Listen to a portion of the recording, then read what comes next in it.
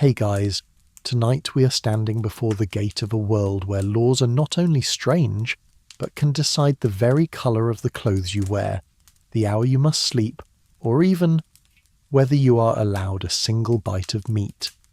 Perhaps you are already imagining cobblestone streets, church bells drowning out human voices, and every small action watched endlessly, aren't you?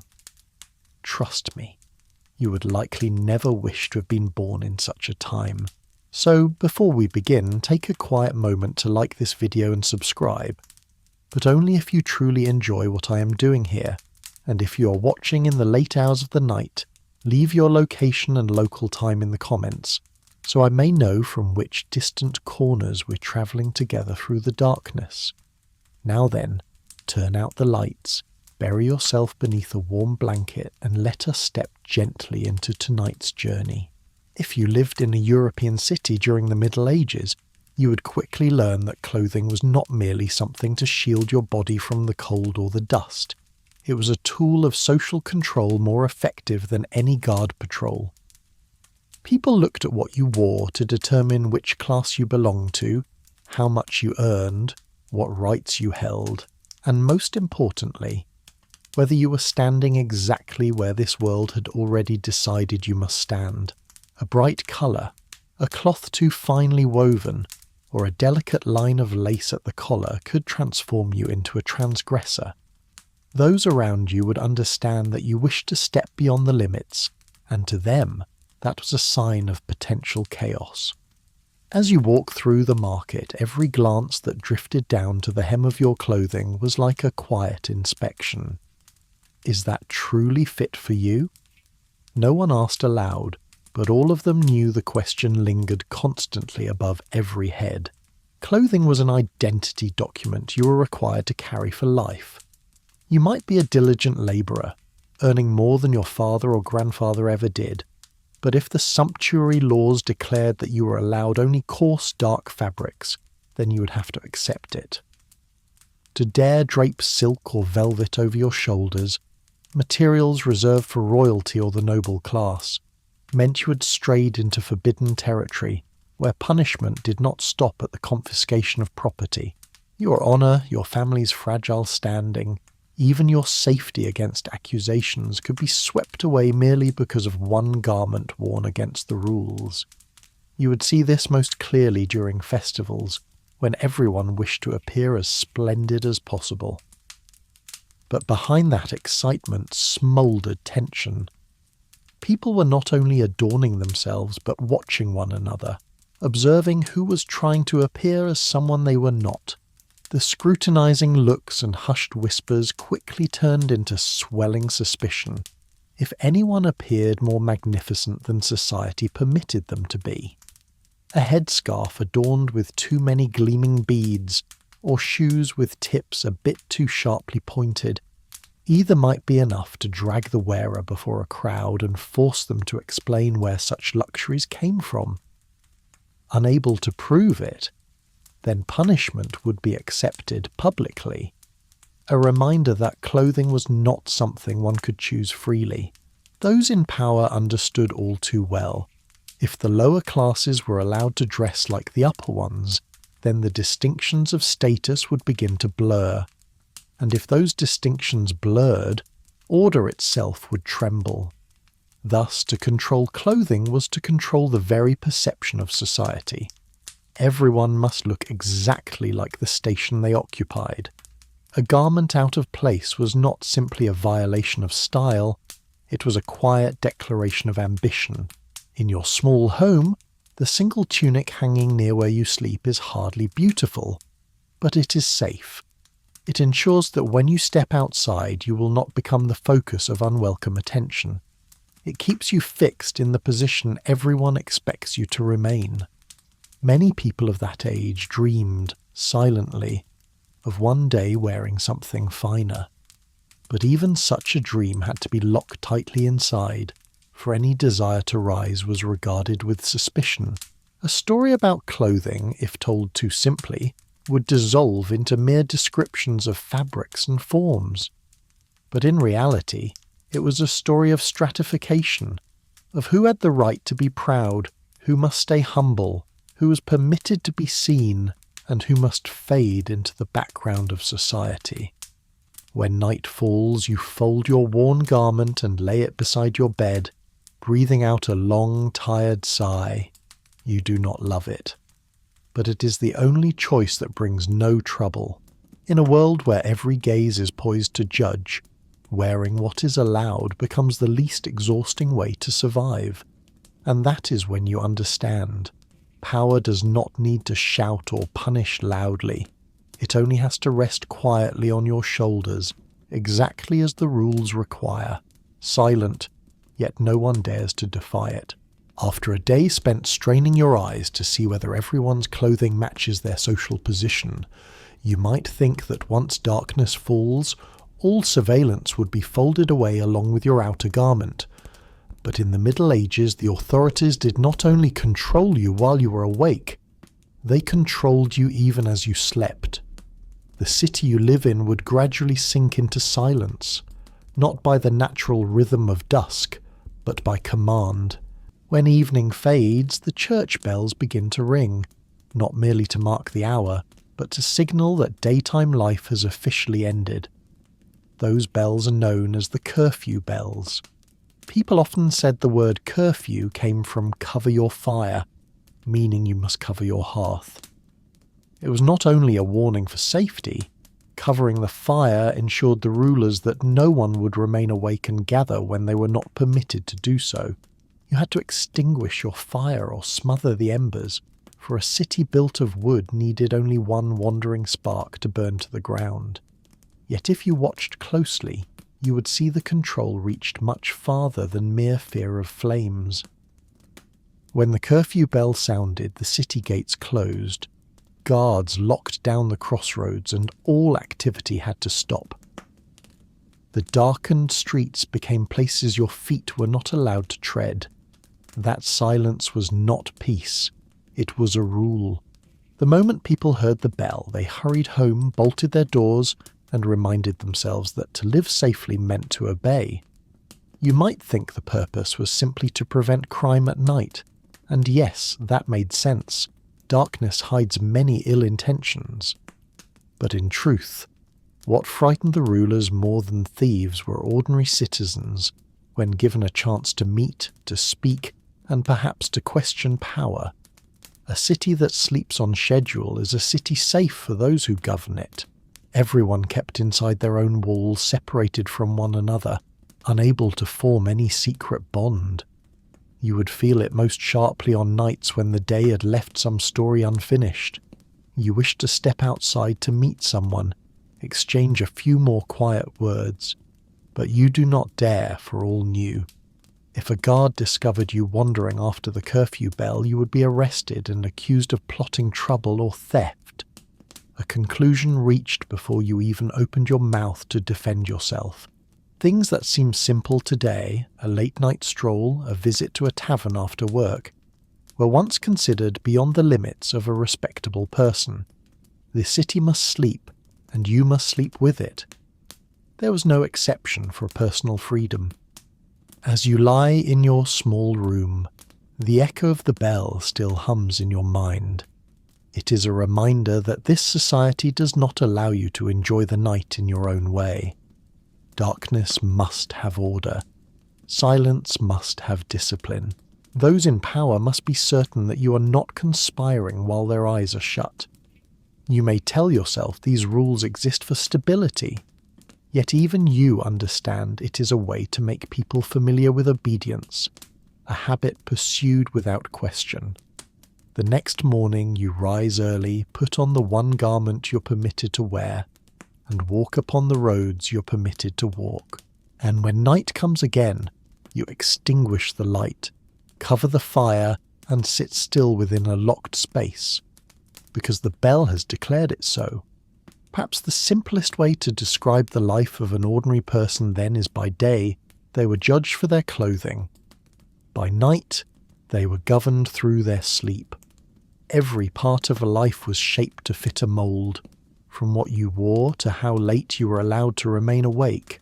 And if you dared step beyond that mould even a little, the entire community would turn to assist the authorities in reminding you. Personal freedom was not something you were entitled to by default. As you finally drift towards sleep, you know the city slumbers not from weariness, but because slumber is its obligation, not because people desire peace, but because peace is imposed as the condition for survival.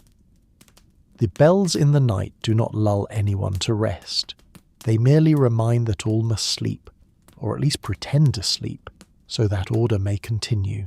And you, though unwilling to admit it, lie down under that command. For in a world where power does not need to shout to make everyone silent, obedience becomes the only choice that allows you to wake safe to see the next morning. After the bell has forced the entire city into restful silence, you might think that at the very least, in the remaining hours of the day, the body would be free to do the simplest things. Breathe, dream, and, come morning, eat whatever you have. But in the Middle Ages, even your food was not something you could decide for yourself. If night kept people in line with bells, then daytime controlled them through the plate.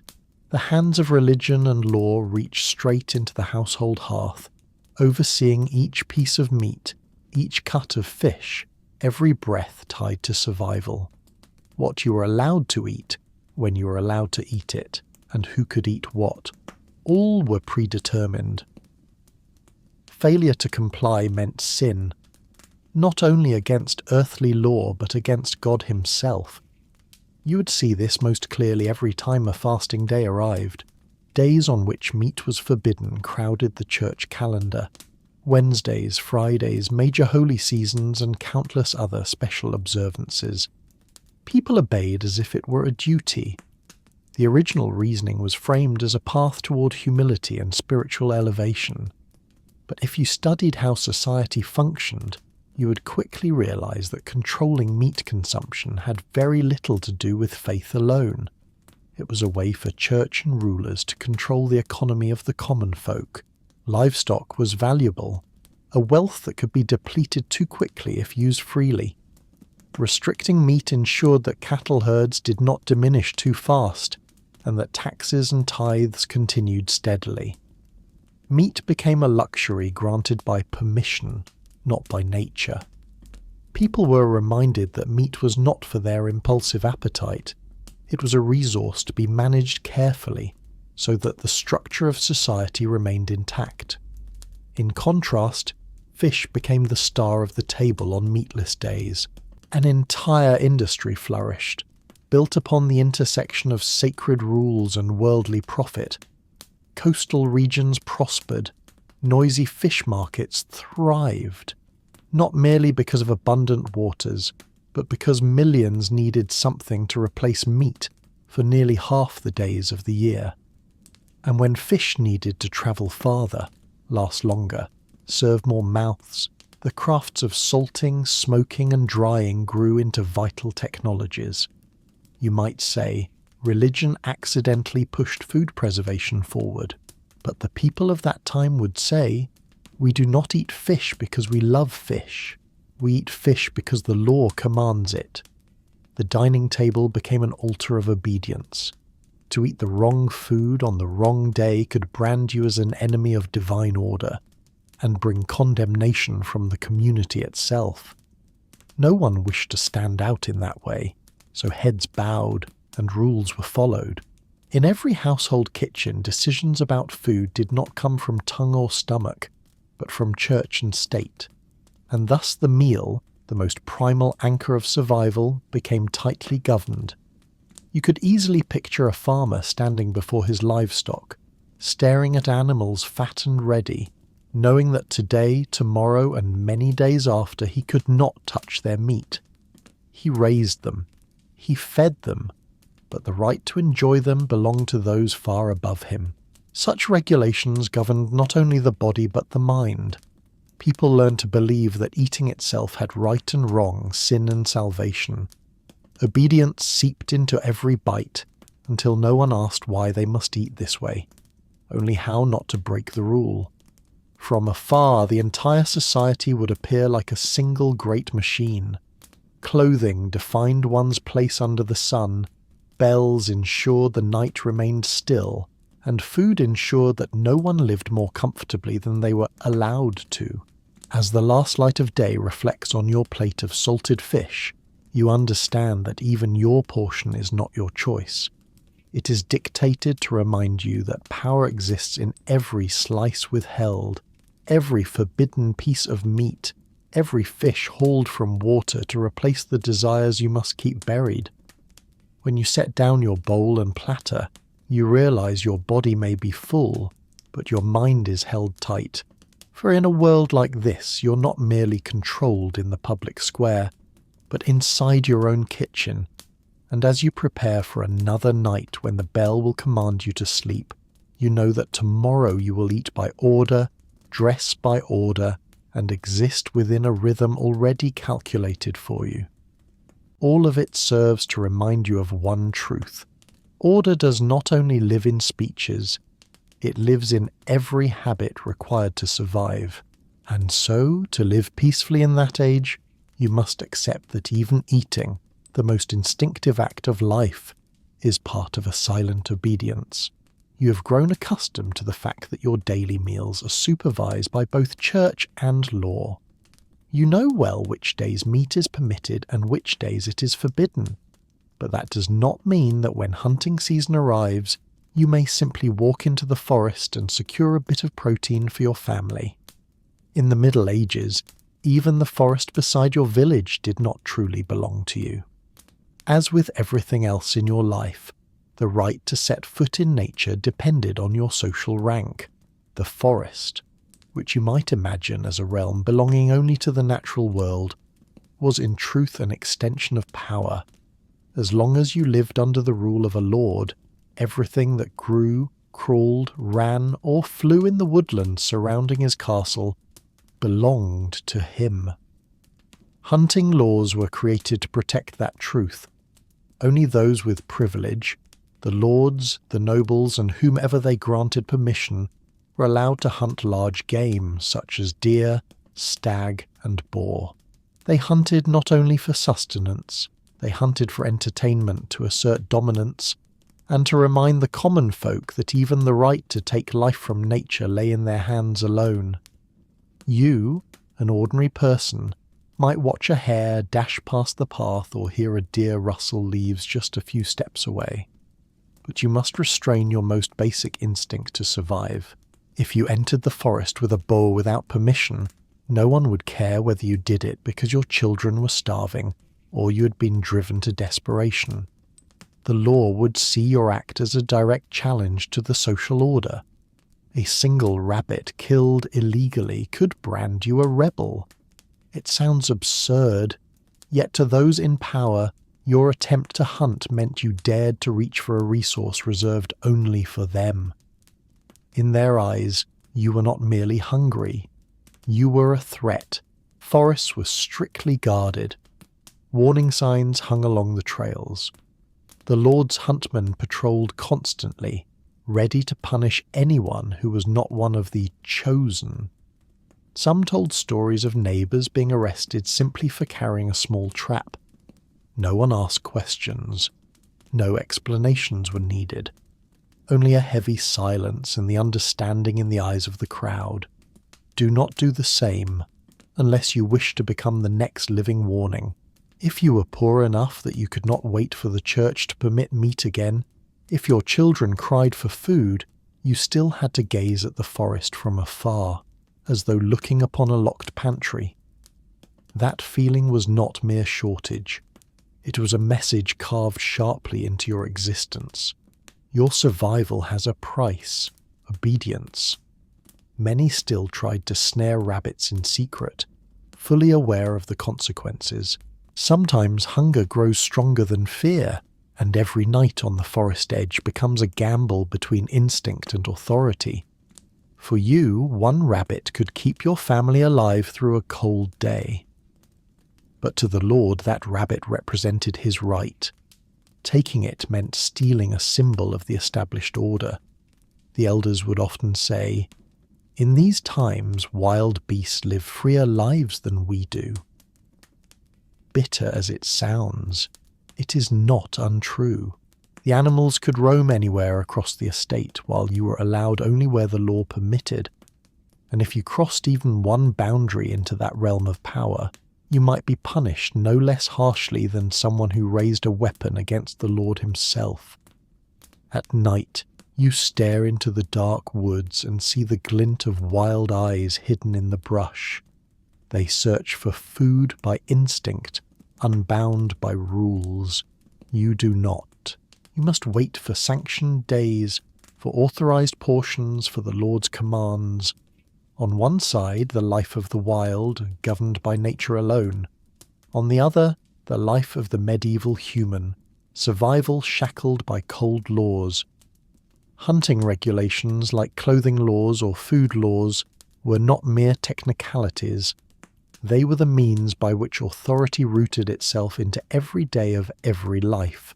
You were forced to learn obedience through the smallest gestures, through the colour of the fabric you wore, through the bell that made you smother your fire each night, and through the forbidden meat that ran freely in the forest. A world where even nature itself stood as evidence of social rank.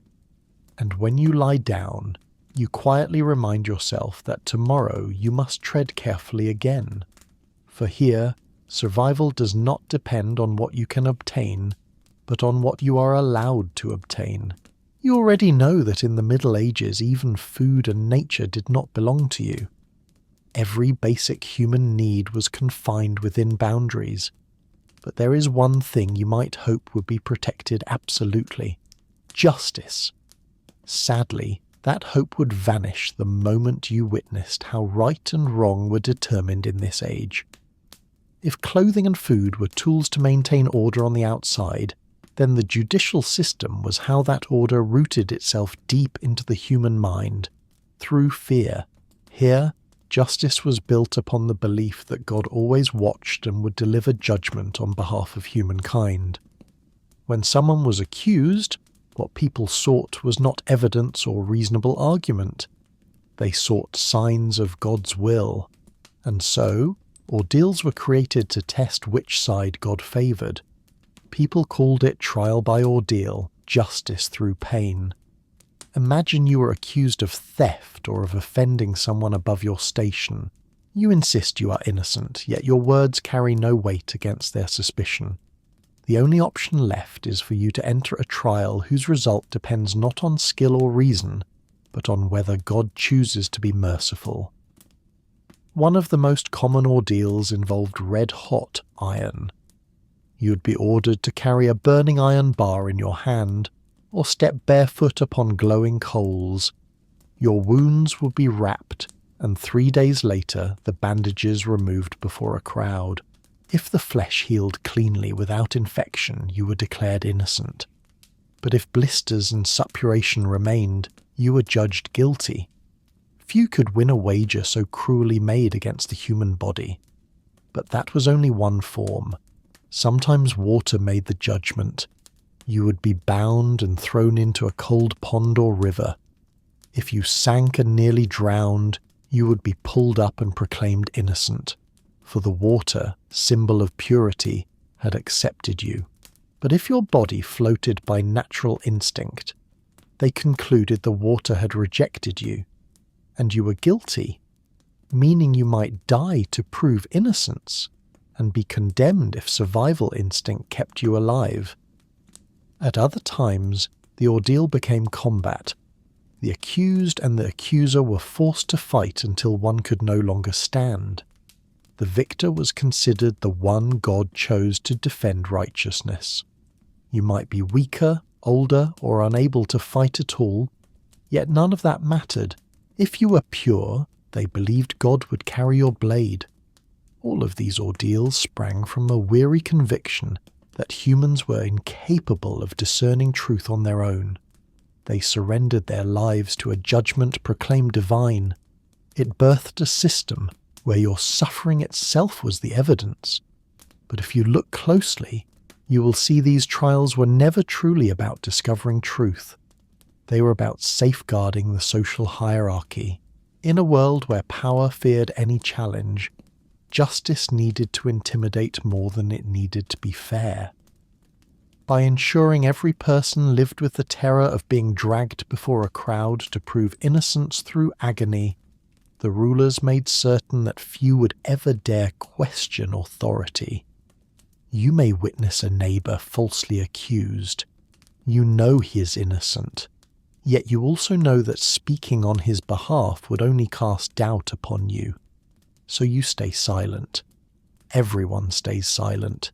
In a society where faith substitutes for proof, you learn to make yourself small. You remind yourself, do not attract attention, do not make mistakes, do not step on power's shadow. Because if misfortune comes, you will be forced to grip searing iron, or sink beneath icy water, or raise a weapon against your accuser, while no one cares whether you can truly defend yourself. When night arrives, you pull your coarse blanket up to your shoulders and pray that no one will call your name at dawn. God's justice in this age is not mercy. It is surrendering your fate to ordeals where chance reigns supreme, and you realize that here your innocence is proven only when you suffer and do not die. After those fear-filled trials, you understand that in the Middle Ages justice never stood with the weak. But even if you never find yourself in court, you still cannot escape other tight systems of control governing everyday life. If clothing shows who you are, if the bell dictates when you're allowed to exist, if food proves whether you obey, then your work will decide whether you're permitted to exist within the community at all. In this age, you cannot simply be good at a craft and practice it as you wish. Everything related to labour lies in the hands of the guilds. These guilds control each trade. Blacksmiths, carpenters, tanners, weavers, bakers. Every profession has its own organisation, standing like iron gates guarding your chance to earn a living. If you want to become part of such a guild, you must give up more than effort. You must sacrifice your freedom and your future just to work legally. Your path always begins at the lowest point, apprentice. It is not merely learning a trade, it is learning obedience. For years you labour tirelessly for your master, receiving food and a place to sleep as though they were privileges. You handle only the simplest tasks, you listen more than you speak, and you never act on your own will. You must prove your docility before proving your skill. When your master decides you've learned the basic and have learned submission, you become a journeyman. Only then do you receive wages for your work. Yet you still may not open a workshop or sell goods under your own name. You must travel for work, gathering experience and coin, constantly monitored by the rules of the guild. They control everything: the number of items you produce each day, the quality of every piece you finish, and even the final price of your goods. If you dare sell too cheaply to attract customers, you're fined. If you cut corners on quality to save time or materials, you may be banned from the trade entirely. No one is allowed to disrupt the balance that the guild maintains, for that balance protects their collective power and their place in the social hierarchy. Even after many years of work, after saving enough money, the door to becoming a master remains painfully narrow. To gain that title, you must present a masterpiece for evaluation by the existing masters. They will scrutinize every detail, not to encourage your progress, but often to ensure very few stand alongside them. If too many become masters, their influence and profit would be diluted. You must prove not only craftsmanship, but that you are well connected, that those within the guild's inner circle are willing to let you succeed. Many extraordinarily skilled workers remain journeymen for life, because no one in power chooses to make room for them. Meanwhile, a master's son, perhaps less gifted than you, receives favoritism, welcomed more easily through the gates. Privilege of birth is not limited to nobles, it seeps into the labouring classes as well. Every path toward the future falls under a system deciding who may advance, and who must stop. You look at the fellow craftsmen beside you, each holding their own dreams. Yet every dream is pressed behind the glass of the guild's limitations. Everything appears orderly, even fair-looking from a distance. But if you pause to think, you realize the purpose is not merely to ensure quality, it is to ensure no one rises beyond the place society has assigned them. People often speak of the solidarity of craftsmen, but behind that unity lies a very real fear. Outside the guild, you do not merely lose work. You lose your right to participate in the city's economy. This system keeps everything stable, but that stability makes ambition dangerous. It does not matter how skilled you are if your talent does not fit the order the world has chosen for you. At day's end, you wash your hands covered in metal dust and wood shavings, and you stare at them wondering, do these skills belong to me, or to those who permit me to use them? You already know the answer. No matter your abilities, you may only rise when the guild agrees. Freedom of labour, something that should feel most fundamental, is locked away by keys you do not possess. And so, as you step into the silent night air, you understand that tomorrow will look the same. You work to prove that you deserve to be allowed to keep working. After a long day of labour under the watchful rules of the guild, you return home with a body drained of strength and a mind longing for rest. You might hope for small comforts to ease your exhaustion, a modest meal, an hour of conversation with those you love, or perhaps soaking in a warm bath to soothe aching muscles. But in the Middle Ages, even the desire to stay clean and feel relief did not fall within the realm of personal freedom. Bathing, something we now see as essential and healthy, was once treated as a matter of politics and morality. There was a time when public bathhouses were extremely common. People gathered there not only to wash, but to socialise, negotiate business, and relax in rising clouds of warm steam. They were spaces where class divides blurred temporarily. For once clothing was shed, everyone appeared the same, and that very fact alarmed both authorities and moral guardians. Warmth and comfort were always suspected of inviting corruption. Bathhouses soon became associated with moral decline, with secret indulgences, and with social interactions that slipped beyond the grip of law. Then came the great plagues that swept across Europe, especially the Black Death, and no one truly understood where the danger began. Places filled with shared human heat were quickly labelled sources of infection. A hasty conclusion was drawn: bathing is dangerous. Bathhouses closed everywhere. People were warned that hot water opened the pores, making it easier for disease to enter the body. Instead of believing that hygiene protected health, society became convinced that avoiding water was the wiser path. From that point, many believed that brushing one's clothes and masking odours with fragrance was enough. The body could remain dirty as long as clothing looked respectable. Outward cleanliness mattered far more than true physical hygiene. The definition of clean shifted, away from limited medieval science and straight into morality. To bathe too often was seen as indulgence of the flesh. To remain unwashed was viewed as virtuous, a sign of restraint and spiritual discipline. This change did not happen overnight. Slowly it seeped into every household, twisting the idea of clean versus unclean upside down. You could hear it in their conversations. They did not ask, "Have you bathed?" They asked, "Are you keeping yourself righteous?" Cleanliness, something meant to protect health, became a measure of religious virtue. Preachers declared that nakedness in a bathhouse opened the door to temptation. They warned that where clothing was shed, the devil whispered easily into ears. Those who once routinely visited bathhouses now had to be cautious. To be seen entering one could brand you as improper. And once your reputation was stained by rumour, isolation followed swiftly. For the poor, bathing became a luxury and a danger. The bathhouses were gone, clean water scarce, and no one wanted to attract suspicion from those who believed cleanliness itself hinted at sinful excess. In your small, cramped room, you look at your dust-covered skin and remember the warmth of past baths as if recalling a distant luxury. You know that bathing would bring comfort.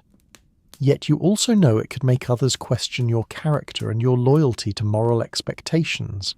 And between comfort and survival, survival always wins. A sad but simple truth. Your body's ease was never valued above your obedience to the social order. Personal hygiene, the most natural human need, was reshaped into something suspicious. People grew estranged from their own bodies, terrified that touching or caring for themselves was a moral risk. A whole city lived in a strange contradiction. Everyone felt the stifling air of enclosed rooms and stale sweat, yet no one dared suggest changing what had become an invisible law. Questioning such norms was as dangerous as breaking them. As you lie down, you feel your body heavier than it should be, not merely because of sweat and grime, but because of a quiet suffocation of the most private freedoms. And you realize a painful certainty. Even without chains, your body is still governed by every breath, every bead of sweat. In this age, cleanliness is a privilege, not a natural right. You're not allowed to care for yourself if doing so risks stepping outside the boundaries others have built, so at last you accept that when dawn returns, you will wake as you were today, tired, constrained, and reminding yourself that there are many things your body desires which society will never permit. After you've grown used to a world where even your body and your personal cleanliness must obey invisible rules, you might think that nowhere else could tighten freedom to the point of suffocation. Yet in the age, there were people who chose to leave Europe, not to gain some grander freedom, but simply to continue living under fewer judgments. One such journey led to a distant land, almost entirely cut off from the rest of the world, Greenland, and it all began with one man named Eric, later called Eric the Red. He did not leave because he sought adventure, but because he was forced to. After disputes and a criminal sentence in Iceland, Eric was exiled. For many, exile was a punishment that severed them from society. But for Eric, it became a chance to build a society of his own. When he sailed to that cold and desolate place, what he saw was far from any dream of a promised land. Ice and snow dominated the landscape. Winds sliced through flesh, and the soil, though vast, was so poor that even grass struggled to survive. Yet Eric knew one thing. If he wanted others to join him, he needed to turn this place into an appealing invitation.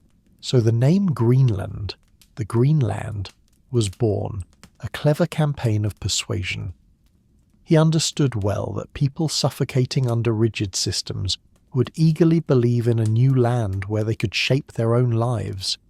The truth was far colder than the name, but the dream of freedom has always been strong enough to make people leave their homes behind.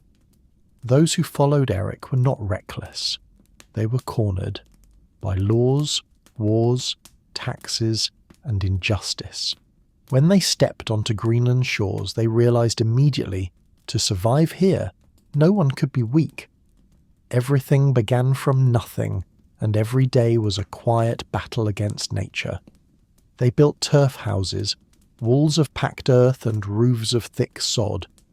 Not beautiful, but sturdy enough to trap what little warmth existed during the long winters. Their homes blended into the brown-grey earth. They did not stand out, but blending in was the only way humans could survive in such an unforgiving place. Life in Greenland allowed no idleness. Work followed season after season, sailing out to hunt seals, slaughtering cattle, cutting hay to feed the animals, reinforcing houses before winter storms struck. If you asked whether they were tired, they would only answer that here, tired was the default state of existence. They lived tightly bound to one another, not by choice, but because survival demanded it. When snow sealed the paths and the sea froze shut, like it or not, they had to rely on each other until spring returned. Yet even far from grand cathedrals and Europe's strict laws, power structures did not vanish. The new community still needed leadership, still had higher and lower places, still demanded discipline to maintain order. The only difference was that in Greenland rules were not enforced by church bell, but by nature, and nature never forgave. If you failed to do your part, you endangered not only yourself but everyone. If you were weak or ill, support was scarce, and if you dreamed too much, reality would crush you faster than any royal decree. Greenland stood as a reminder. When people flee a society full of rules, they still must build new ones to withstand nature. Power never disappears. It merely changes form. On long frozen nights, while they gathered around the fire, the story of the Greenland Eric promised was no longer believed in its entirety. Yet no one blamed him. Without that dream, they would never have had a chance to gamble on life beyond Europe's invisible shackles. From today's perspective, you might think they were deceived by a pretty name, but to them, living, even with hardship, was better than slowly dying under endless control back home. They had chosen freedom, and the freedom they received was not gentle. It was a freedom paid with muscle, breath, and each winter survived in silence. Sometimes, deep in the night, they looked out and saw Greenland's sky sprinkled with stars like frozen sparks. They knew they lived where few others dared, but they also knew that however harsh it was, this place gave them what they had lacked, the feeling that they could exist without asking anyone's permission. And so, across the frozen land, they continued living, continued labouring, continued believing that a life self-determined, however grueling, was better than a comfortable life bound by invisible chains. In Greenland, where storms and barren earth constantly tested survival, people understood that existence depended not only on individual strength, but on the strength of the community. When every winter might be the final one, even seemingly personal choices such as marriage became vital tools of survival, and that truth was not unique to Greenland. Across medieval Europe, in tribes, in villages, and in distant lands like those where the Urian people lived, marriage was never just about love. It was a pact, a strategy, a bridge between families ensuring no one faced nature or enemies alone. In cities, power was displayed through food, clothing, and law. In remote places, power lay in relationships between people. You did not marry the one you loved. You married the one your family and your clan could ally with. Negotiations, not romance, formed the heart of marriage. Elders or chiefs made the decisions, not you. They cared about land, about food security, and about preserving the clan's honour. A wrong marriage could cost a family its safety, its winter support, or worse, bring an inherited feud. Thus, in Irian marriage rituals, it was the bargaining that mattered, not promises of affection. The bride and groom, though the central figures, held the weakest voices. Every decision about their future was made long before they truly understood what was happening. No one hid this or called it injustice, because to medieval people, marriage was part of the survival system. They grew up believing that each union tied families into a stronger protective web. During these negotiations, dowry or bride price served as the contract. If bride price was used, the groom's family offered wealth to prove they could care for the bride and to honour her family. If dowry was the custom, the bride's family contributed assets to show their status and ensure she would not become a burden.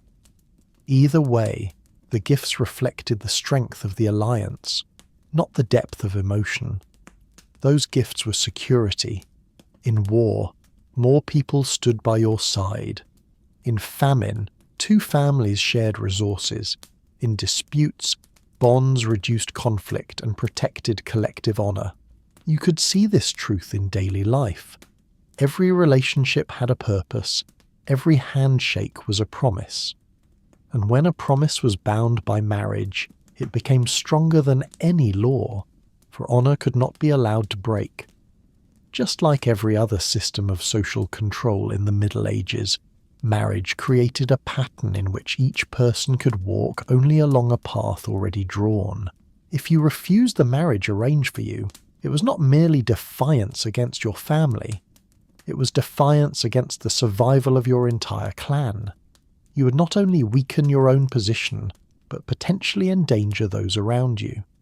Resistance was viewed as selfishness, not because people wanted to control you personally, but because they feared losing the protection that marriage alliances offered.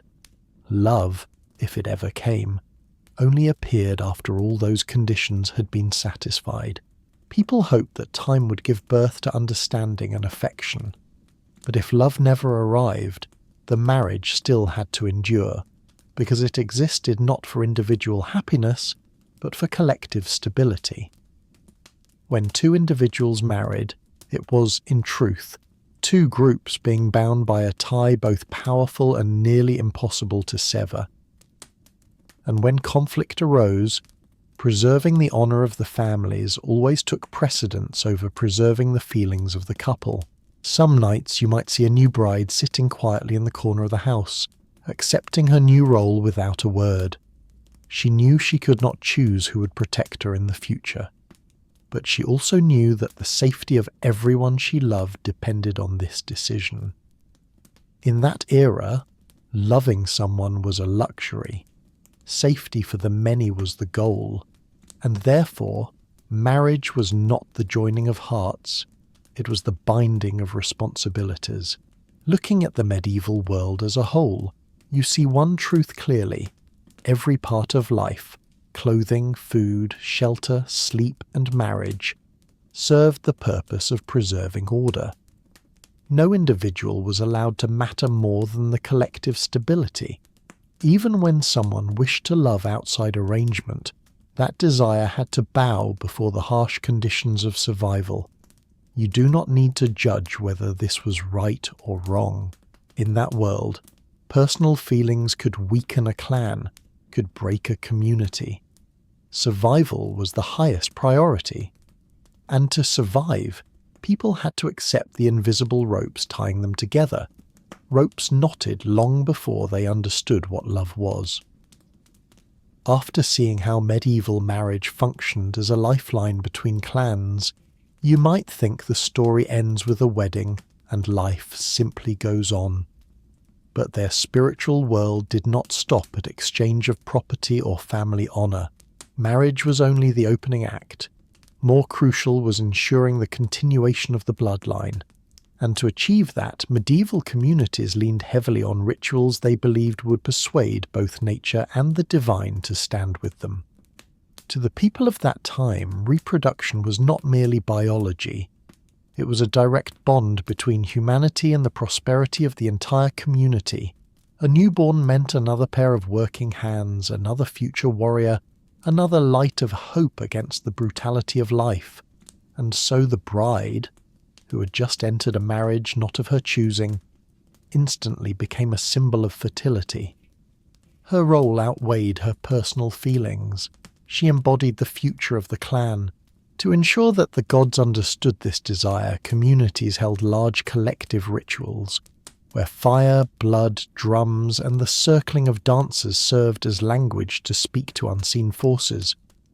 Prayers were not merely spoken words, they had to be transformed into symbolic actions. Thus, animals were sacrificed during weddings or fertility ceremonies. Blood, in their belief, carried the strongest essence of life. When animal blood was offered to the gods, they believed a transfer took place. Its vitality would pass into the newlywed couple, helping them conceive and sustain the lineage. The ritual did not inspire fear. It was seen as necessary and sacred. Alongside blood, fire held equal importance. Fire symbolized warmth, protection against darkness, and safety from the cold that constantly threatened them. Throughout the ceremony, the fire burned without pause, a reminder that the home the couple would build must withstand every danger.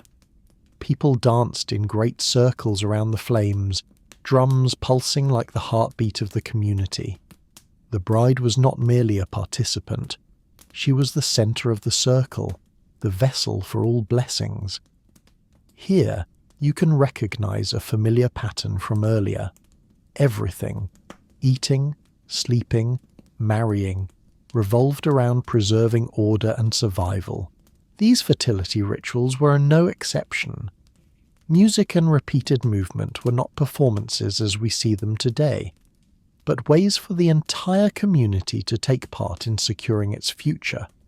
Through these rituals, they reminded one another that the next generation was not the responsibility of two individuals, but of everyone present.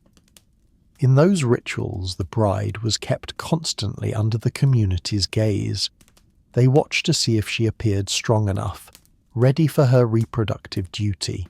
It was a heavy expectation, and if childbirth did not occur as hoped, she would bear the blame first, regardless of where the actual cause lay.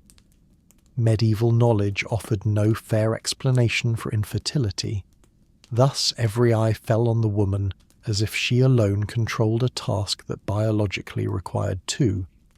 Seen from modern eyes, these rituals may appear distant and weighty, but for those living then, they were the only way to control what they could not comprehend: life itself. When science offered no answers, they had to believe that performing these acts correctly ensured their future. You can imagine that night when the ritual ended. The fire dimmed, the drums fell silent, and the people returned to their turf houses, leaving the young couple alone. Outside, the immense cold sky seemed to witness the weight placed upon their shoulders. No one spoke it aloud, but both understood. From this day, their duty was not to live for themselves, but to exist so the clan could endure. They would sleep, but not truly rest. For even in sleep the woman feared whether she could fulfill the role thrust upon her, and the man wondered whether he possessed the strength to protect everything the community had entrusted to their union. When you step back and view the entire picture, you see clearly that the rituals of blood and fire did not celebrate love. They celebrated survival. The bride was not seen as someone beginning a new chapter of life. She was the symbol of hope and the symbol of fear for the entire community. In that space where flames faded and warmth dissolved into darkness, people understood. They lived by ritual because there was no easier choice. Facing harsh nature and uncertain futures, they held on to blood and fire, the only symbols that allowed them to feel they still had a trace of control over fate. When the rituals ended, daily life resumed. The medieval world kept turning, driven by fear, duty, and the will to survive. But in some places, like Greenland, the land once named with the promise of green, where existence was already fragile, even the faintest hope needed safeguarding. Yet even communities forged by determination and unity could not overcome the silent transformations of nature. The land Eric the Red once promoted as a new paradise slowly became a place where human life was worn down bit by bit. At first, Greenland offered the feeling of a hopeful beginning. The first settlers found land where crops could grow during the brief summer, where livestock could be raised, and where the sea provided its bounty. They formed two major communities, the eastern and western settlements. At a glance, you might think they had succeeded in rebuilding a small fragment of Europe amid a frozen wilderness. Yet what they saw in those early days was merely the surface of a long chain of threats silently approaching. The climate began to shift. No one called it by any scientific name as we do today, but they felt it. Winters stretched longer, summers grew shorter and colder. Grass grew sparse, leaving livestock without enough to feed on. Cattle, once symbols of wealth and security, weakened, dwindled and died, leaving people to survive on increasingly fragile resources. Farms once full of life grew quiet, sod roofs sagged, and human presence thinned year by year.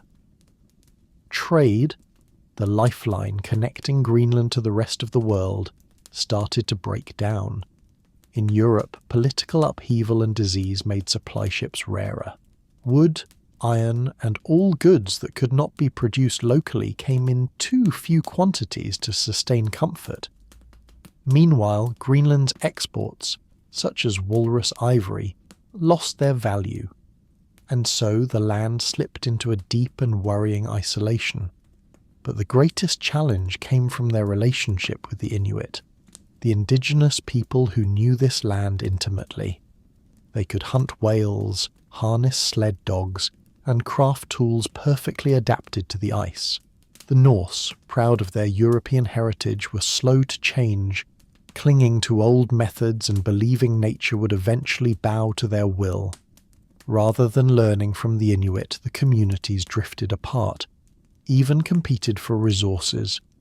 Tension grew quietly but constantly. Essential resources, especially seal hunting grounds and fresh water, became causes of pressure. The Inuit adapted swiftly. The Norse were constrained by tradition and a rigid social order. Once nature could no longer provide enough for both, conflict was inevitable. Gradually, Greenland ceased to be a land of hope, and instead became proof that when people cling to an old order in a changing world, the order itself becomes the weight that pulls them under. Hunger did not arrive in a single blow. It crept in, layer by layer, like thickening ice around the heart of the community. People did not fall in grand battles, but in winters longer than ever before, when supplies were gone and no ship appeared on the horizon. The Western settlement vanished first, so silently that history barely captured the details. The Eastern settlement held on a little longer, sending desperate pleas across the sea, but could not reverse the turning of the environment's wheel. One day, there was simply no one left to send another message. Their stone churches, too solid for the few remaining hands to maintain, stood abandoned. Empty homes remained in the cold landscape, reminders of a dream that once pulsed with life. Greenland once represented a promise of new opportunity, and then became the harshest example of a truth. Nature does not care about human ambition. It follows only its own laws. And when humans cannot, or refuse to, adapt, they are erased, no matter how strong their will once was. You can imagine night in Greenland near the end. Wind rushing through abandoned turf houses, footsteps gone long ago. No more cattle stirring, no more hammering in the workshop, no more breathing in the narrow rooms.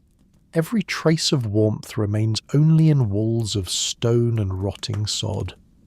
The strength of human will, admirable as it is, was still not enough to defy the rising cold year after year. When you place the story of Greenland into the broader Middle Ages, one truth remains unchanging. Every system, no matter how powerful, has limits. Authority cannot command the climate. Honor cannot replace food. And even the holiest rituals cannot stop a winter that grows a month longer every year. In the end, the land called Green lived on only in name. Reality turned it into a place where humanity, however determined, had to admit defeat in the face of nature. Greenland's story shows that even the most resilient communities must sometimes surrender to time and the earth itself. And as those distant colonies faded into silence, back in northern Europe another story neared its own quiet conclusion: the Viking Age. not ending with a thunderclap or a raging storm, but with the life of one final man strong enough to embody its ancient spirit. Harold Hardrada. He was not merely a king. He was the last true symbol of an era built upon conquest and honour, where a sword decided a person's place in history. Before becoming King of Norway, Harold's path was anything but smooth. Exiled after losing in battles for power at home, he found that exile, as with many Norse warriors, was not defeat. It was an opportunity to prove himself in another way. Harold joined the Varangian Guard, the elite Nordic warriors protecting the Byzantine Emperor. In distant lands with foreign climates, religions and cultures, he honed his combat, his strategy, and his leadership. His success in countless campaigns made his name feared and respected, a warrior unyielding to fate. And then, when he'd grown strong enough and wealthy enough, Harold returned home. He claimed the throne of Norway, a position he believed he deserved more than anyone else. But with Viking spirit still surging through his blood, the throne was never his final destination. Harold did not simply want to rule a kingdom. He wanted to carve his name into history as a warrior worthy of ancestors who expanded the Norse world with longships and sharp axes. Thus, the dream of invading England took form. Harold believed the English crown was his by right through the tangled web of royal succession claims, and like countless Vikings before him, he was ready to turn belief into reality by force. In 1066, he led an army to England, beginning the campaign that fate had chosen to close an entire age. At first, Harold won a major victory, enough to make many believe he truly would become England's new king. But history is never without its sharp turns, and the time allotted to Viking ambition was nearly spent. At Stamford Bridge, Harold's forces met the English army under King Harold Godwinson. This was not merely a battle. It was the clash of two worlds. One, the final surge of Viking tradition. The other, the rising feudal order that would define Europe for centuries to come. Harold fought bravely as everyone expected. He did not retreat, did not hesitate, did not accept defeat. But in the decisive moment, an arrow pierced his chest and ended his tumultuous journey. Harold's death was not only the end of a man, it was the full stop at the end of the Viking Age, the age of daring voyages and raids that once made all of Europe tremble. After Stamford Bridge, no king of the North would again attempt conquest in the old style. The world had entered a new chapter, stronger kingdoms, a church with vast authority, and a society governed less by sword and glory and more by land, taxes and policy. Quieter powers, but far more enduring. The Vikings have been symbols of freedom, of spirits unconfined by borders, but time had shifted. History no longer allowed a warrior culture to rely solely on force as their proof of existence. Harold Hardrada's name remains remembered as the last true Viking king, not forgotten like countless other warriors. He became the marker historians point to and say, "From here, the world changed." So, if you look back at the long road we have travelled, from castles locked in rules to forbidden forests where hungry hunters dared not tread, from church-controlled meals to trials of pain called justice, from guilds restricting the freedom of hands to rituals of blood and fire tying survival to marriage, you understand that historical change is not always born from wisdom or kindness. Sometimes it comes from a single arrow, and from one person falling at the exact moment when the old order must give way. The medieval world continued after Harold, but it was like a room that had just had its lock replaced. Those who remained had to learn the new rules. No more voyages across oceans with striped sails striking fear into every harbour. No more communities thriving through raids and battle-earned honour. From then on, history moved into a time where authority spoke softly but firmly. through politics and administration rather than battle cries. Stamford Bridge, with its blood-soaked earth beneath a grey sky, served as a reminder that every age must end, and its ending, whether glorious or silent, is only the beginning of new stories history will tell. Medieval life was built upon layers of visible and invisible control pressing down on every person. They were governed by the colours they wore, the hours they slept, the food they could touch, the forests they could not enter, and even the way they were allowed to love or bear children. Justice did not rely on reason. Labour did not rely on freedom. Religious fear outweighed even bodily needs. And dreams themselves seemed to require permission. That world maintained order through fear, through the night's curfew bells and through laws that never bargained. And when people fled to a place like Greenland seeking escape, they were tested instead by merciless nature. Meanwhile, at home, the Viking Age closed with a king's death, the final end to the sword's freedom once dominant across Europe. Wherever they went, they met limits, imposed by power or by climate. But from all that weight and hardship, one essential lesson rises. We are living in a time where choice, the greatest luxury for a medieval person, has become ordinary for us. We can choose the clothes we wear. We can choose when we bathe. We can love because of our own hearts. We are protected by justice based on evidence and reason. All the simple things we take for granted today were once impossible dreams.